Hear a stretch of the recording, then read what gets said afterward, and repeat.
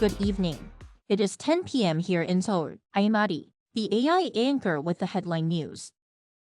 Along with the continuous offensive happening in Southern Gaza, concerns are rising about attacks on safe zones in the region.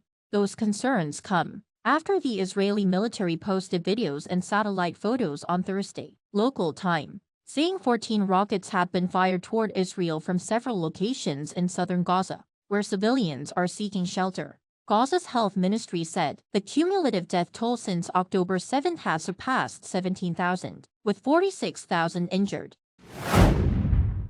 There have been irregular North Korean activities spotted at the Kaesong Industrial Complex. South Korea's Unification Ministry said Friday, North Korea is using the facilities of South Korean companies in the complex without permission. The regime is also demolishing the Inter-Korean Joint Liaison Office building that it blew up back in 2020. The spokesperson added that the North will be held responsible.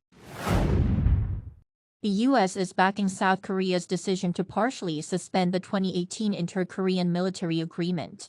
This was revealed when South Korea's National Security Advisor, Jo Tae-yong, met with his U.S. counterpart, Jake Sullivan, on Friday, ahead of the trilateral top security advisors meeting between Seoul, Washington, and Tokyo.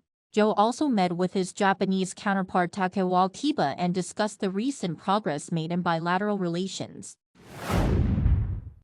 South Korea's current account logged a surplus for the sixth month in a row in October, due to improving exports and a decline in imports. Preliminary data released by the Bank of Korea on Friday showed a current account balance of $6.8 billion. The goods account tracking imports and exports saw a surplus for the seventh straight month, as auto exports rose and imports of raw materials fell. Measures were unveiled today to attract more tourists to South Korea next year by offering more benefit to visitors. Prime Minister Han Duck-seo led a cabinet meeting on Friday, setting the lofty goal of 20 million tourists visiting South Korea in 2024. Foreign nationals from Vietnam, the Philippines, and Indonesia will now be exempt from group electronic visa fees, along with Chinese nationals. The limit for tax-exempt duty-free shopping will also be doubled. South Korea will launch a pan-governmental task force to address concerns about the increasing number of children with respiratory illnesses. KDCA Commissioner Jeong Mi said during a meeting on Friday that the task force will be responsible for monitoring respiratory diseases and managing medicine supplies and hospital beds. However, she cautioned against new pandemic fears as mycoplasma pneumonia is not a new infectious disease. That brings us to the end of tonight's AI Headline News.